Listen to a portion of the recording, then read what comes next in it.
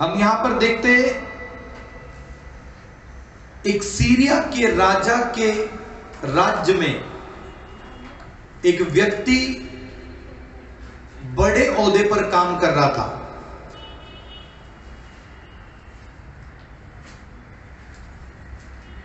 हिंदी में आराम कहा जाता है और हम इंग्लिश में उसको सीरिया कहते हैं, जहां पर अभी बॉम्ब ब्लास्ट हो रहे थे कुछ दिनों पहले। रशिया वहां पर बॉम्ब डाल वो सीरिया। तो इस राजा के हुजूरी में एक व्यक्ति, प्रतिष्ठित पुरुष जो वहां पर काम करता था और बहुत धनी था, उसके पास बहुत पैसा था, उसके पास रुतबा था, उसके पास ऐश्वर्य था, उसके पास टैलेंट था, लेकिन उसमें एक खामी थी।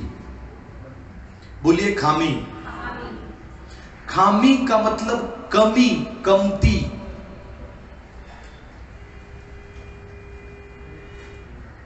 और ये कमी के कारण बहुत से बार ये शर्माता था।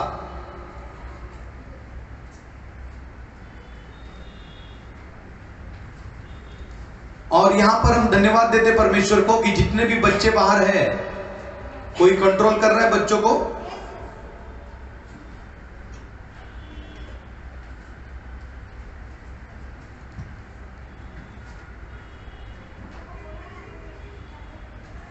तो ये जो व्यक्ति था, इसके पास एक कमती थी, एक खामी थी, एक कमजोरी थी, और वो लोगों को नहीं दिखा सकता था, वो लोगों को नहीं बता सकता था। पर एक दिन ऐसा हुआ कि जिस राज्य में वो काम करता था, जिस राज्य में वो जी रहा था, जिस राज्य में वो प्रतिष्ठित पुरुष था, जो रुतबा था, वहां पर एक काम करने वाली स्त्री,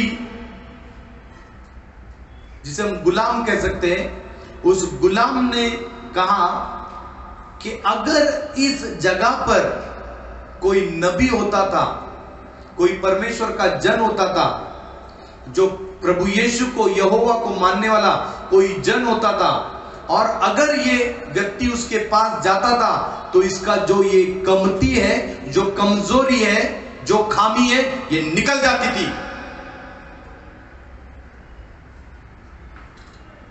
तो उस लड़की ने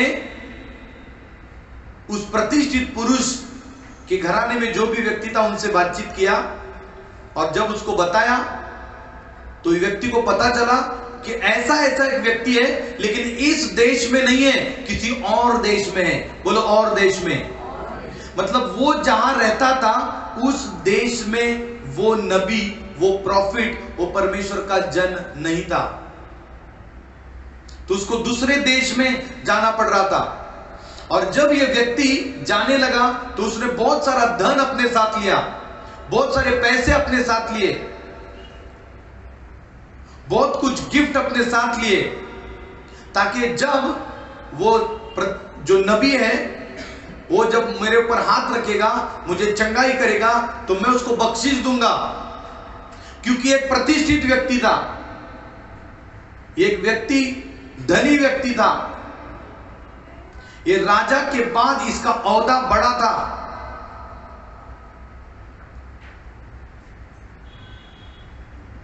और हम देखते हैं जब वो व्यक्ति वहां गया, तो उसने अपने दूत को भेजा और कहा कि मैं अराम के राजा का एक प्रतिष्ठित जन हूं, नबी को बोलो कि मैं आया हूं। तो वहां पर सबसे पहले जो दूसरा देश था, उसका राजा ही डर गया। बोलता ये दूसरे देश का राजा का आदमी हमारे यहां क्यों आया? शायद हमें खत्म करने आया है। तो नबी ने कहा, राजा तू डर मत, वो कुछ और काम के लिए आया है। और जब वो आया ही है, और जब उस नबी के सेवक ने पूछा कि तू क्या चाहता है, वो कहता है कि ऐसी ऐसी मेरी कमजोरी है, ये कमजोरी मुझ में से निकली जाए। तो नबी ने अब तक उस व्यक्ति का चेहरा भी नहीं देखा रहता है, उस व्यक्ति का मुंह भी नहीं देखा रहता है, उस व्यक्ति का आवाज भी नहीं सुना रहता है। और परमेश्वर का जन कहता है कि एक काम कर, यहां पर एक ऐसी ऐसी अमुक अमुक एक नदी है, उस नदी में जाकर 7 बार डुबकी लगा। ये जो बड़े ओहदे वाला मनुष्य था, इसका दिमाग शॉर्ट हो जाता है। मैं इतना धनी हूं, मेरे पास इतना पैसा, मेरा रुतबा है, मैं इतने दूर देश से तेरे देश में चला आया हूं कि तू मेरे ऊपर हाथ रखेगा, मुझे कुछ बात करेगा, मेरे ऊपर भविष्यवाणी करेगा। परंतु ऐसा कुछ भी नहीं हुआ। केवल ये जो दूत के द्वारा, इसके सेवक के द्वारा, इसके चेले के द्वारा खाली बातें करता है कि जा उसको वहां से ही भेज और पानी में जाकर डुबकी मार।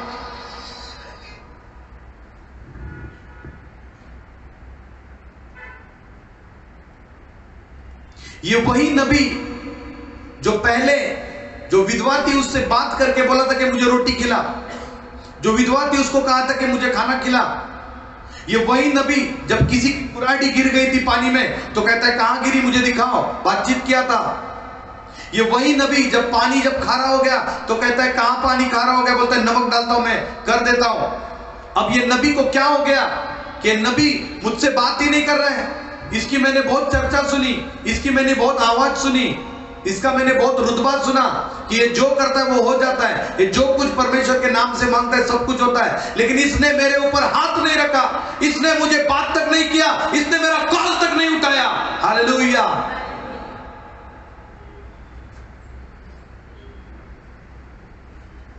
तो वहां पर उसका जो दास कहता है अगर तुझसे परमेश्वर के जन ने ये बात किया है तो करने में क्या हर्ज है। बाजूली से कहना, करने में क्या हर्ज है। जब बताया गया है तो करने में क्या हर्ज है। बोलो, जब बताया गया है तो करने में क्या हर्ज है। तो ठीक है, ये अपने अभिमान को, अपने स्वाभिमान को ये दबाता है और वैसे ही जाकर करता है। और जैसे ही वो 7 डुबकी मारता है और जब बाहर आता है, उसकी स्किन, उसका जो गड़बड़ी था, उसका जो प्रॉब्लम था, उसकी जो कमजोरी थी, वो पूरी की पूरी निकल जाती है। हालेलुया। और वहां पर आगे लिखा है कि फिर वो खुश हो जाता है और आके नबी को कहता है ये मैंने तेरे लिए बख्शिश लाया, ये लाया, ये ले ले। नबी कहता है ये समय नहीं है कि मैं तुझसे गिफ्ट लूं। कितने लोग कहेंगे आमीन? आइए हम वचन में जाएंगे। दूसरा राजा 5वां अध्याय मैं आपके लिए पढ़ता हूं, सब लोग सुनना। मेरे साथ सब लोग पढ़ेंगे, अपने अपने बाइबल को खोलेंगे और मेरे साथ पढ़ेंगे। दूसरा राजा 5वां अध्याय, क्योंकि ये कलीसिया पूर्ण रीति से वचनों पर निर्भर और आत्मा पर निर्भर कलीसिया है। कितने लोग कहेंगे आमीन? This ministry is totally depend upon the word of the God and the spirit of the God, because the power and the fire comes from the Holy Spirit. If you only read the scriptures that are the sacred writings, it's only the writings. But when you are filled with the Holy Spirit, when you are anointed with the Holy Spirit, when you are thirsty for the Holy Spirit will work through you.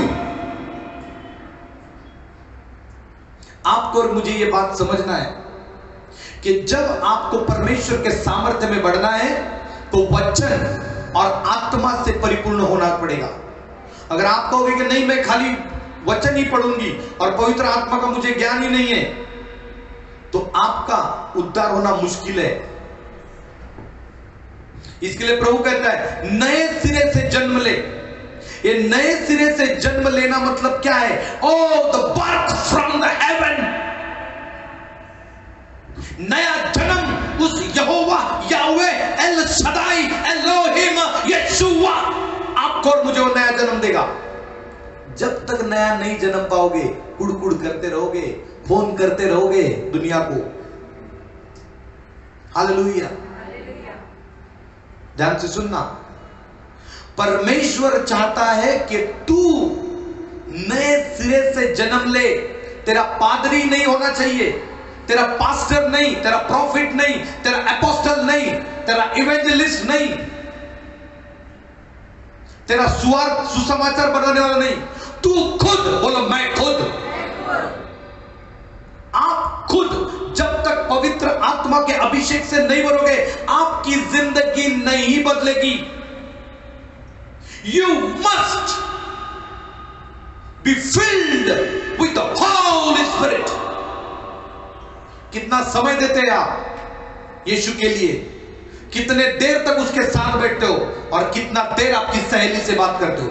कितना देर आपके पिता से बात करते हो? कितना देर आपके पति और पत्नी से बात करते हो? और कितना देर आप और मैं यीशु से बात करते हैं?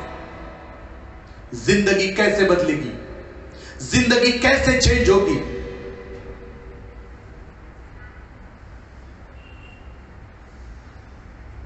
आप और मैं हेवन का एक्सटेंशन है। अपने पड़ोसी से कहना, पड़ोसी आप और मैं हेवन का एक्सटेंशन है। आपको और मुझे परमेश्वर ने स्वर्ग में से धरती पे इसके लिए भेजा है ताकि उसका काम आप और मैं करें। आज आपके घरों में किसी को तकलीफ है, कोई सिक है, कोई रोग में पड़ा है, कोई कर्जे में पड़ा है, कोई दुख में है, कोई नशे में है, किसी को जॉब नहीं, किसी का शादी नहीं, कोई उलझन, कोई फेल होता है, किसी के ऊपर कर्जा चढ़ा है, किसी के ऊपर केस चली है। ये तब तक चलेगा जब तक आप हेवन में से ऑपरेट नहीं करोगे। Please listen carefully. आपको इस कलीसिया में बैठने के लिए नहीं बुलाया जाता है, आपको इस कलीसिया में रेज करने के लिए बुलाया जाता है। अपने पड़ोसी से कहना, पड़ोसी मुझे यहां पर रेज होने के लिए बुलाया जाता है। रेज मतलब आपको यीशु के जैसा बनना है। आप जब तक एक श्रोता बनकर रहोगे, श्रोता ही बनते रहोगे। लिसनर, सर्टेन टाइम तक लिसनिंग करना, इट्स गुड। ये नबी वचन में लिखा है कि ये परमेश्वर के सम्मुख खड़ा होता था। कैसे खड़ा होता था जी? पृथ्वी पर रह के कोई मनुष्य परमेश्वर के सम्मुख खड़ा रहता है? रह सकता है, लेकिन आपके पास समय हो तो। आपको एक बिचौई चाहिए हमेशा। हालेलुया। आप कब फोकस करोगे? एलोहीम पर, अल शदाई पर, यहोवा, यशुआ। एक ही नाम दिया है, यीशु नाम। आपको पता है ये धूर्त शैतान ये जानता है कि इनका समय जब मैं चुराऊंगा, ना रहेगी बांस, ना बजेगी बांसुरी। इसका समय सब चुरा लेता हूं, फिर कर जो करना है वो।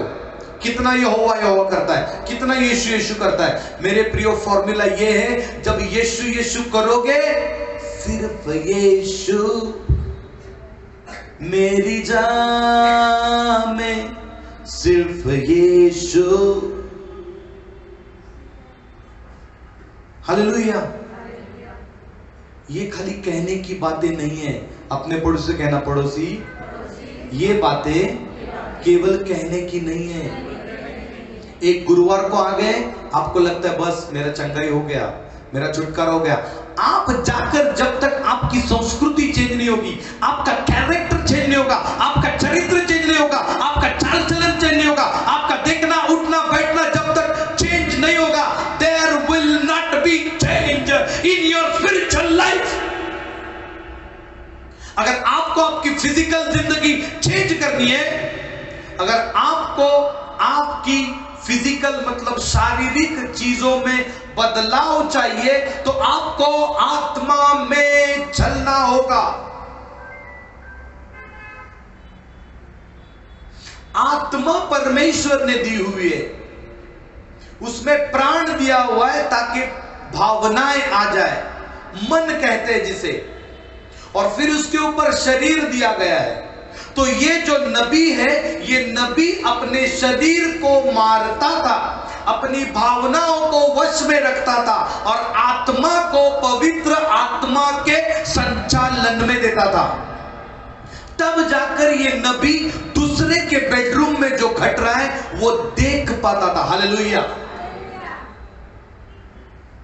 आपके ऊपर जो भविष्यवाणियां होती है, कोई ब्रदर, कोई पास्टर, कोई एपोस्टल, कोई प्रॉफिट तब तक नहीं कर सकता जब तक कि वो अनॉइंटिंग से, पवित्र आत्मा से नहीं चलता। और जब anointed profit, anointed man of God, anointed pastor, anointed परमेश्वर का जन जब आपको कुछ बातें कहे और आप आपका धुरंधरगिरी चालू रखोगे तो उसके लिए कोई इलाज नहीं है। Please listen carefully.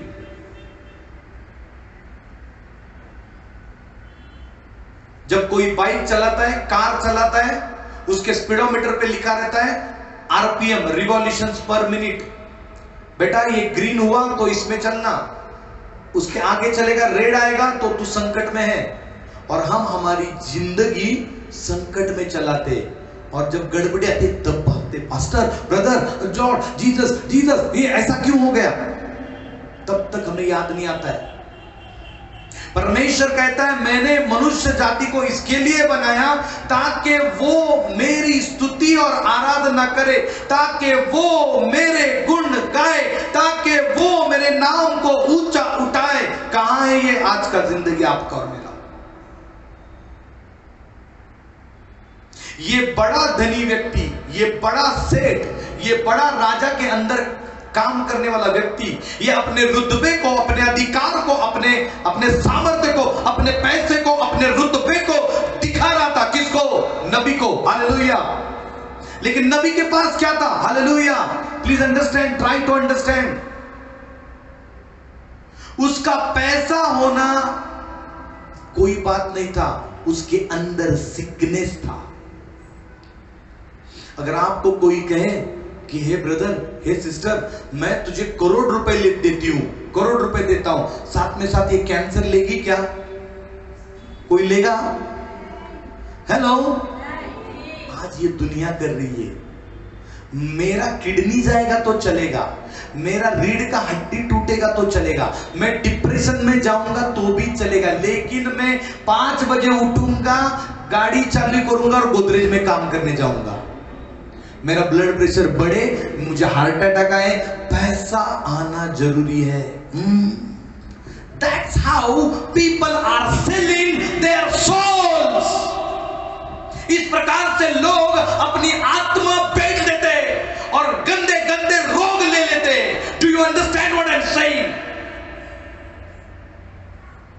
इस पैसे के चलते हम पैसे की आराधना करते, पैसे को बोलते ब्रदर हम तो पैसे की आराधना नहीं करते। कैसे पता चलने का मैं आपको बताता हूं। आपके 24 घंटे में का, सब लोग सुनना इंक्लूडिंग मी, 24 घंटे में का ज्यादा समय आप जिसको देते हो वो आपका परमेश्वर है। मैं कुछ बोलूंगा नहीं। आपके 24 घंटे में का ज्यादा समय जिसको देते हैं वो आपका परमेश्वर है। इसके लिए इस्राएलियों ने परमेश्वर के अनुसार, यहोवा के बताए अनुसार सब कुछ किया, लेकिन ऊंचे ऊंचे स्थानों पे जो बना हुआ था उसको कभी ढाया नहीं।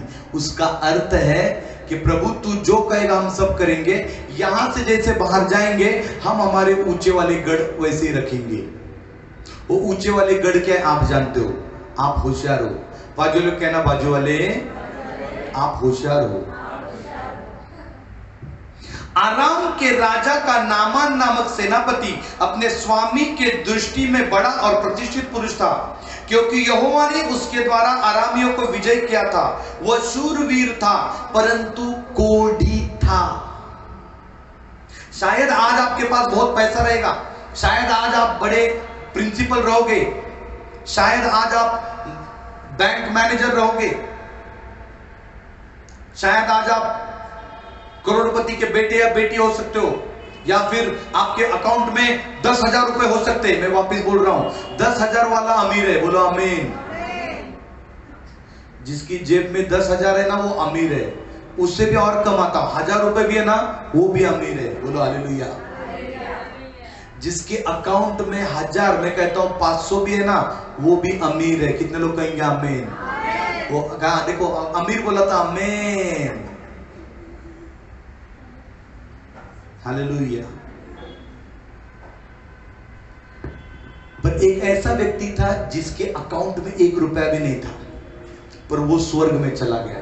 और जिसके अकाउंट में करोड़ थे वो नरक में चला गया। गलती से मत बोलना कि मेरे पास बहुत धन है, मैं अभी जी लूंगी या जी लूंगा। यहां पर प्रभु कहता है परंतु वो कोढ़ी था, उसके अंदर एक कमजोरी थी, उसके अंदर प्रॉब्लम थी। अरामी लोग दल बांधकर इस्राएल के देश में जाकर वहां से एक छोटी लड़की बंदी बनाकर ले आए थे और वह नामान की पत्नी की सेवा करती थी। और ये छोटी सी लड़की ने पत्नी से कहा उसके कि एक काम कर, हमारे इस्राएल में ना एक नबी है, उसके पास जा। और फिर आगे हम देखते 5वां अध्याय 5वां वचन 3, उसने अपनी स्वामिनी से कहा यदि मेरा स्वामी शमरोन के भविष्यवक्ता के पास होता तो क्या ही अच्छा होता, क्योंकि वो उसके कोढ़ से चंगा कर देता। शमरोन के भविष्यवक्ता के पास होता, वो तुझे तेरे कोढ़ से, तेरी गड़बड़ी से, तेरी कमजोरी से, तेरी गंदगी से, तेरे अटकलों से वो तुझे चंगा कर देता। तो नामान ने अपने प्रभु के पास जाकर कह दिया, इस्राएली लड़की इस प्रकार कहती है, आराम के राजा ने कहा तू जा, मैं इस्राएल के राजा के पास एक पत्र भेजूंगा। अब ये आराम और इस्राएल इसमें हमेशा झगड़ा चलते रहता है, हम वो नहीं देखेंगे, हम आगे आएंगे।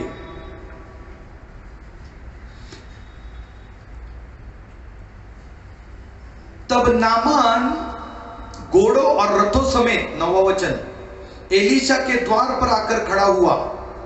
तब एलीशा ने एक दूत से उसके पास यह कहला भेजा, तू जाकर यरदन में 7 बार डुबकी मार। यरदन जानते हो क्या है? ये यरदन है जीवन का झरना। अभी हमने गीत गाया ना, जीवन का झरना तू ही है। यरदन में जब याजकों के पैर लगे तो यरदन खड़ी हो गई। यरदन के बीच में से संदूक यहां से वहां लेकर जाया गया।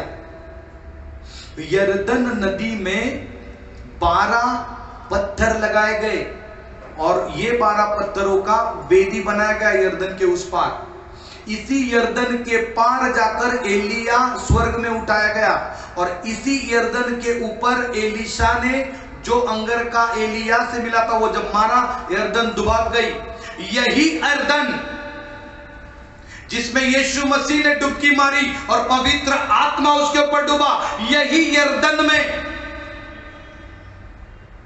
एलीशा कह रहा था 7 डुबकी मार ले। यरदन खाली आप फिजिकल यरदन देखते रहोगे तो आप भटक जाओगे।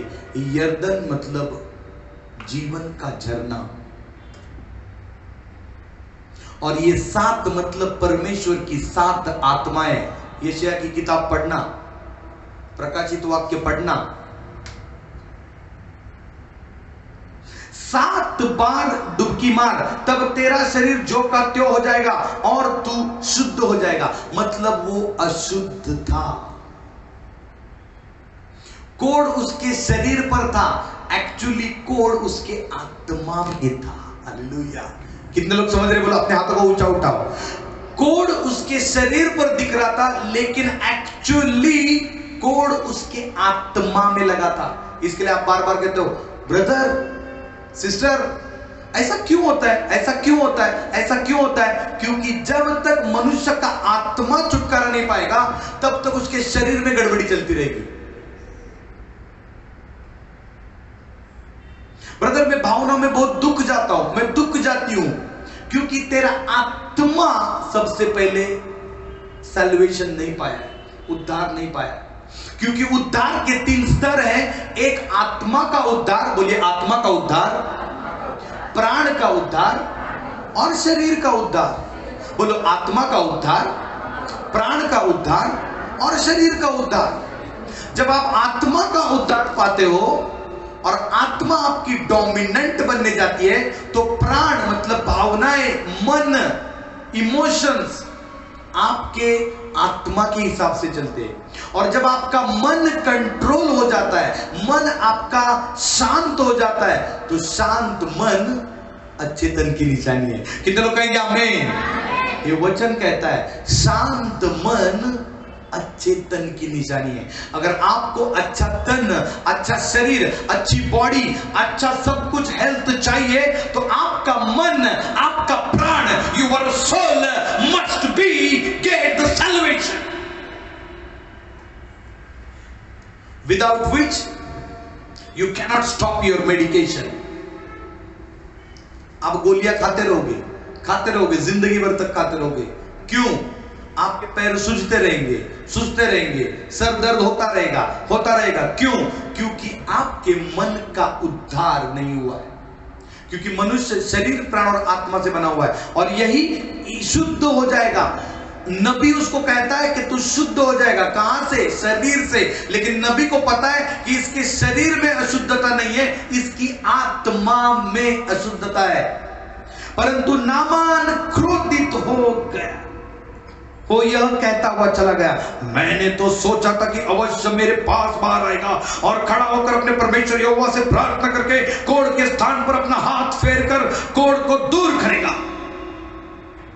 हमने तो एलिया की बहुत बातें सुनी थी, और एलिया का ये चेला है ना, तो ये बाहर आएगा, हाथ रखेगा जिधर कोढ़ हुआ है उसको छुएगा, तेल लगाएगा, पानी लगाएगा। क्रोधित हुआ, that means he was a proud man. वो गर्व था उसके अंदर, अहंकार था उसके अंदर, और ये अहंकार उसके शरीर में नहीं था, उसकी आत्मा में था। जब मेरे प्रियो आप और मैं जब ऐसे अहंकार से लेकर चलते, जब कोई बेटा या बेटी बोलते हैं कि नहीं ब्रदर मुझे मोबाइल छूटता ही नहीं, एक्चुअली वो हाथ नहीं छोड़ता है, तेरा आत्मा उसमें जकड़ा गया है। हालेलुया। ब्रदर ये शराब मुझसे छुट्टी नहीं, शरीर नहीं, तेरा आत्मा बॉन्डेज में है। शैतान ने तुझे आत्मा में बंधित करके रखा है। जिस दिन प्रभु इसके लिए कहता है जब सत्य को जानोगे तो तुम आजाद हो जाओ। क्या सत्य? किसको पता चलना है? सत्य जब तक आपकी आत्मा को पता नहीं चलेगा। और दैट इज वाई प्रभु 1 तिमोथी में और 2 तिमोथी में कहता है godliness is the good thing. भक्ति करना, भक्ति दैट मीन्स आत्मिक भक्ति। आप और मैं जो करते मेरे प्रियो, वो 2 मिनट की प्रार्थना करते और आशीषें चाहिए करोड़ों की और प्रार्थना 2 मिनट की, कैसे चलेगा जी? हालेलुया। चढ़ना है एवरेस्ट, खा रहे हो 2 चपाती, हालेलुया। जीतना है पूरे जग को और खा रहे हो इधर मुर्ग मसाला छोटा छोटा। हाँ,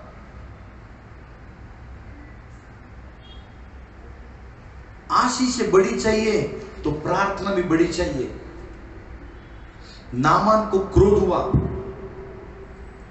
मैंने तो सोचा था, मतलब एजम्पशंस, गुस्सा आना, एजम्पशंस करना, मेरे हिसाब से चलना चाहिए। वो कौन होता है? हेलो। इसके लिए कभी कभी लोग ब्रदर को भी बोलते हैं, ब्रदर ऐसा करना, ब्रदर ऐसा करना। हेलो, हाँ या ना? बहुत लोग मुझे फोन करके बोलते ब्रदर ऐसा करना ब्रदर। हाँ, मतलब प्रभु को भी मैं ऐसा करता, तो ऐसा कर प्रभु।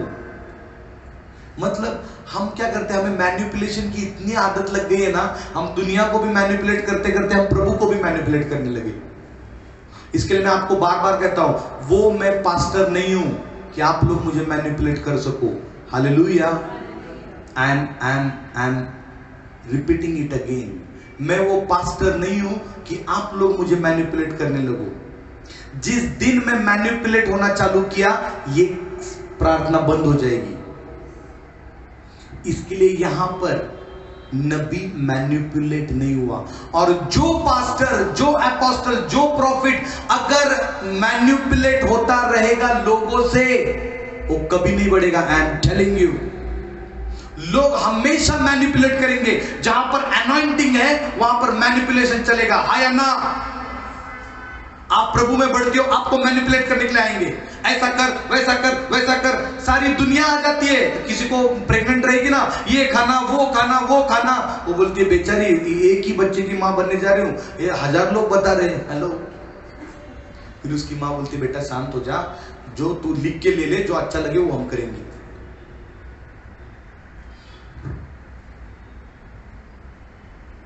क्या दमिश्क की अबाना और परपर नदियां इसराइल के सब जलाशय से उत्तम नहीं? क्या मैं उनमें स्नान करके शुद्ध नहीं हो सकता? इसलिए वो क्रोध से भरा हुआ लौट कर चला गया। क्या मेरे कंट्री में यहां पानी नहीं? क्या ब्रदर आप मुझे इधर बुलाते हो मेगा हॉल में, हमारे यहां पर भी प्रार्थना होती है, हालेलुया।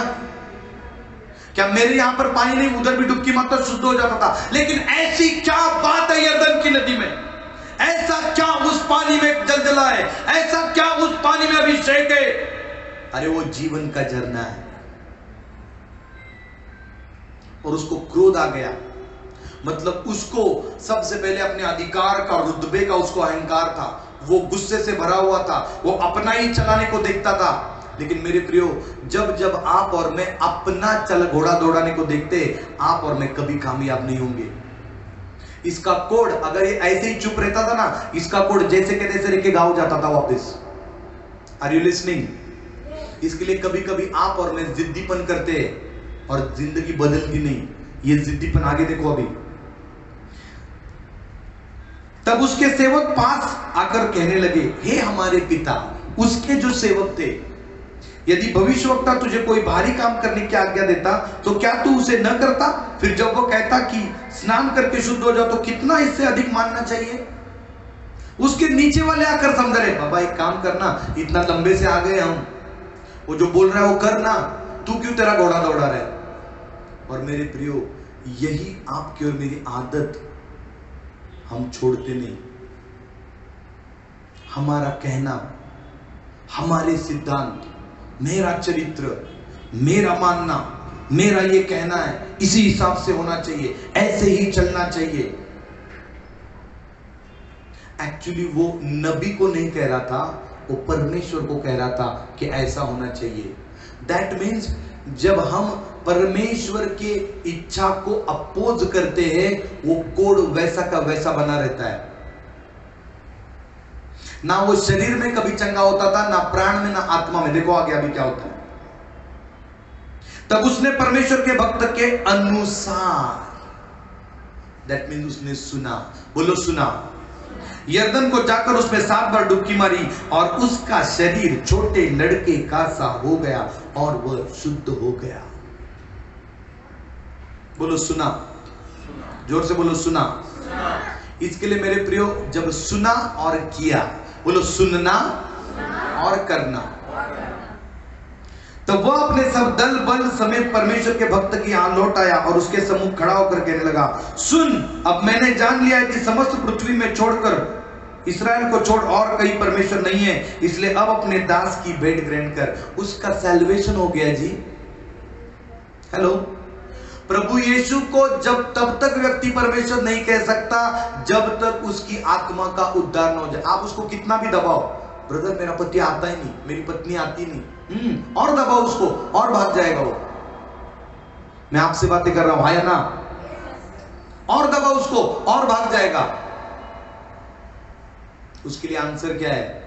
अपने हाथों को उठा, घुटने को लगा और यहोवा से मांग, वो तेरे पति को, तेरी पत्नी को प्रभु में लाएगा।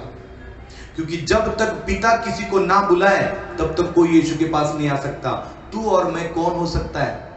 तू और मैं कौन हो सकती है कि तू प्रभु में अपने पति और पत्नी को लाएगी, तू अपने बेटे और बेटियों को लाएगी? क्या कहता है वो? तो रोग की बात ही नहीं कर रहा है, वो बोलता है प्रभु को छोड़कर और कोई प्रभु नहीं। सो पॉइंट नंबर 1, वो रोग को भूल गया, उसका उद्धार हो गया। इसलिए अब अपने दास की भेंट ग्रहण कर। एलीशा ने कहा, यहोवा जिसके सम्मुख मैं उपस्थित रहता हूं, क्या आप उपस्थित रहते हो यहोवा के सामने? उसके जीवन की शपथ, मैं कुछ भेंट न लूंगा।